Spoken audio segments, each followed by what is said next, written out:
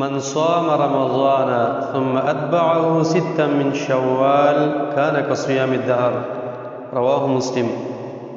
حدیث رغلی دی نبی کریم صلی اللہ علیہ وسلم فرمائی څوک چې د رمضان روزه ونیسي او بیا پسې ورپسې د شوال په میاشت شپږ روزې ونیسي دی انسان الله رب العالمین د ټول کال اجر ورکوي.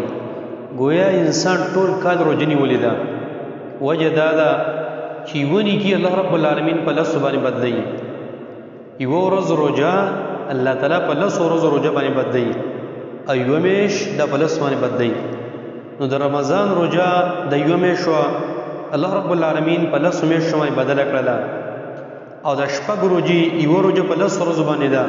نو د شپږ روزو دومره اجر دی لکه انسان چې دوه میاشتې روزې نیولي.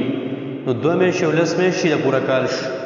موږ او تاسو په دې کال کې صرف او صرف د یوه مقدس او درې شوال په میاشت کې در سره که دا شپږ روزې هم چېرته پوره کړي الله رب العالمین موږ او تاسو د یو کال اجر راکوي.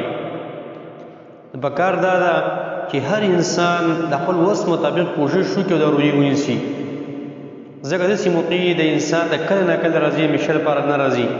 کله پته نه لګېږي موږ او تاسو مړه یو، موږ او تاسو ژوندي یو، موږ او تاسو بیماران یو، موږ او تاسو مصروفه یو، موږ او تاسو مختلفو کارونو کې پته نه لګېږي کوم کار موږ او تاسو اخته یو. نو پکار دا ده چې موږ او تاسو کوشش وکړو او دا روزه د ونیسو. بیا د شپږ روزې دا به اختر د درېیمې ورځې سړی سه یکدم نیسي او که نه په خره کې هم نیولی شي او یوځې به یې نیسي که پرله پسې به یې نیسي. نو په دې کې دا چې انسان د درېیمې ورځې هم نیولی شي، لسمې هم نیولی شي، پنځلسمې هم نیولی شي، د شلمې هم نیولی شي، بلکې شوال پر ټوله میاشت انسان هغه نیولی شي. خو غوره طریقه دا ده چې انسان د درېیمې ورځې هېڅ شروع کړي او پرله پسې ونیسي.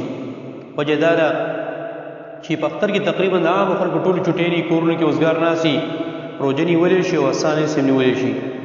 او بیا د هغې نه پس د انسانانو کارونه پته نه لګي ته سبا له مصروفه یې، ته سبا له بیمار یې، ته سبا له وفات کېږي، ته سبا له بېرته خپلې ډیوټۍ له ځې بیا به نه اوزګار بیا به مصروفه یې، بیمار به یې بیا به یې نه شي نیولی.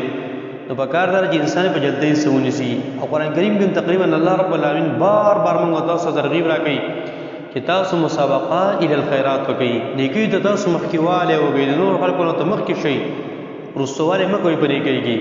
او که انسان یې وروسته ونیسي هېڅ پروا نه کوي، اجر ته میلاویږي.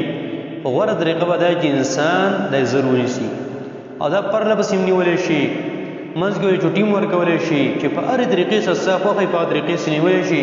د شوال په میاشت کې درې نیول پکار دي. دا به انسان ته په څه طریقې سره اسانېږي ځکه دا خو شپږ روزې دي، سختې روزې دي. نو تقریبا د تجربې موافق انسان ته په دې باندې اسانېږي ده چې ځان له کور کې ماحول برابر کړه، د زنانو ذهن سازي وکړه، د سړو ذهن سازي وکړه چې یوه میاشت روژه مو ونیوله، دا شپږ روژې هم پسې ونیولې، الله تعالی موږ له ټول کال اجر راکوي. راځي د روژه به ونیسو. چې کله کور کې ماحول برابر شوې روژې اسانېږي بې. ځکه که ستاسو خیر کړی رمضان یوه میاشت روژې ډېره سخت دي، خو دا په انسان باندې اسانې. ولې اسانې؟ ټول خلک روژې هر طرف ته ګورې، ریکس روژه دی، ماشوم روژه دی، غټ روژه دی، بوډا روژه دی، ځوان روژه دی، زنانه روژه دی. انسان دې اسانه شي اگر که په منځ کې ډېره مشکله ده روژه. دا قرانګه چې کله موږ تاسو په کور کې ماحول برابر کو دا روژې به موږ تاسو هم انشاءالله تعالی اسانه شي. نو پکار دا چې دا موقع موږ تاسو لاس نه ورنکو. شپږ ورځې دي انسان په دې کې نه مړ کېږي، په دې کې روژې د لاسه. او که مړ شو انشاءالله الله تعالی موږ تاسو اجر راکوي، جنت بر الله کوي. ځکه موږ د الله تعالی په بندګۍ کې زموږ نه ساه وتلې ده. نو پکار دا ده چې الله رب العالمین نه دعاګانې مو غواړو، الله رب العالمین نه توفیق مو غواړو او دا روژې موږ تاسو ونیسو، دا موقع دا د لاس نه ورنکو. وصلى الله تعالى على خير خلقه محمد وعلى آله وصحبه أجمعين.